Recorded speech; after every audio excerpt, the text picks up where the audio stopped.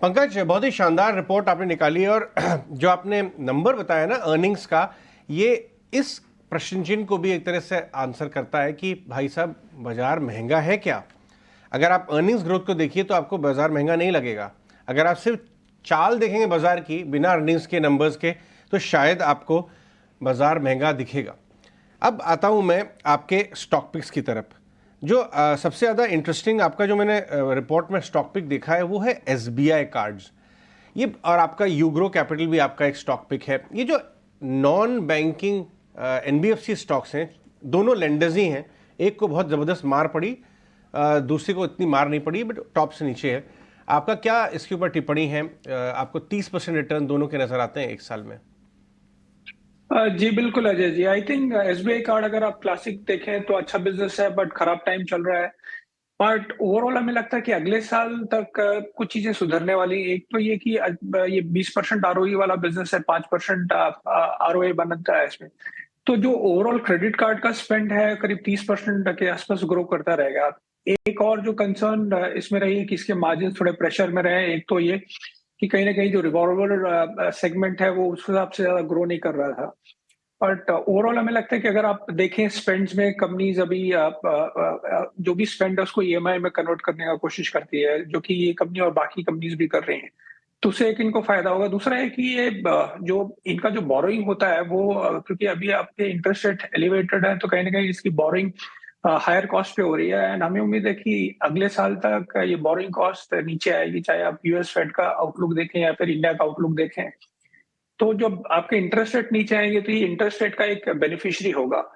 And उसकी वजह से हमें लगता है कि इसकी जो मार्जिन प्रोफाइल है वो भी सुधरेगी। एंड वैल्यूएशन जैसे मैंने बताया 8 to 9 times price to book चलता था और अभी 5 के आसपास में है। तो कहीं ना कहीं हमें लगता है कि ओवरऑल इसमें एक रिकवरी देखी जानी चाहिए अगले साल तक। एंड विच इज वाई हमें लगता है कि 950 का टारगेट आ सकता है। आई थिंक दूसरा जो फाइनेंशियल साइड में पिक है वो यूग्रो कैपिटल है। आई थिंक ये निश लेंडर है करीब। एंड एमएसएमई फाइनेंसिंग अगर आप देखें तो काफी इग्नोर्ड सेक्टर है। एंड बट जीडीपी के हिसाब से काफी इंपॉर्टेंट सेक्टर माना जाता है। एंड ये कंपनी ने लास्ट ईयर में लगता है कि जो डेटा ड्रिवन इसका अप्रोच है वो काफी स्केलेबल मॉडल लगता है। एंड जो ओवरऑल ग्रोथ है करीब 50% की बात कर रही है कंपनी। और अगेन इसमें भी वैल्यूएशन का काफी हमें लगता है कि हेडरूम है। तो दैट वे ये कंपनी भी हमें लगता है कि अच्छा करेगी with a target price of 350। Alright. कुछ की थीम्स में आपने जिन स्पेसेस पर एक मूव अपना व्यू बताया इस रिपोर्ट में पंकज, ऑटो पर आपने बताया कि प्रीमियमाइजेशन का ट्रेंड बना रहेगा और ऑटो में आपने ऑटो एंसिलरी को टॉप बेट बताया, यूनो मिंडा। यहाँ पर ऑटो स्टॉक्स में भी कुछ स्टॉक्स होंगे, प्लस यहाँ अपना रैशनल भी बताएं।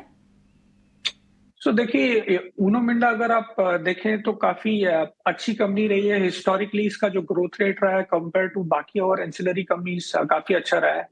एंड ये सारे प्रीमियमाइजेशन ट्रेंड को टैप करती है। तो चाहे अगर आप एलॉय व्हील्स देख लीजिए या फिर आप एयर बैग्स वगैरह देख लीजिए, बाकी और जो भी इलेक्ट्रॉनिक्स चीजें जो अभी गाड़ी में ज्यादा लगती हैं। तो आई थिंक ये कंपनी उस हिसाब से हमें लगता है कि काफी अच्छा करना चाहिए। बिकॉज अब तक के जो भी ट्रेंड देखे गए हैं टॉप एंड मॉडल्स की डिमांड काफी बेहतर रही है। तो ये कंपनी हमें लगता है कि उस हिसाब से काफी बेटर करनी चाहिए। एक जो कंसर्न और आपका कंपनीज में होता है कि ईवी साइड में कितना करेंगे। तो आई थिंक अगर आप देखें तो इनके जो ओवरऑल हमें लगता है कि 3,000 करोड़ तक का इसका पोटेंशियल है ईवी बिजनेस को रैंप अप करने का। तो वो भी काफी एक सिग्निफिकेंट पार्ट निकल के आता है। तो ये कंपनी हमें लगता है कि क्योंकि आपका ऑटो सेल्स अच्छा रहा है एंड प्रीमियमाइजेशन ट्रेंड बरकरार रहने की उम्मीद है, तो विच इज वाई फील कि ये कंपनी भी आगे जाके अच्छा करना चाहिए विद टारगेट प्राइस ऑफ 810।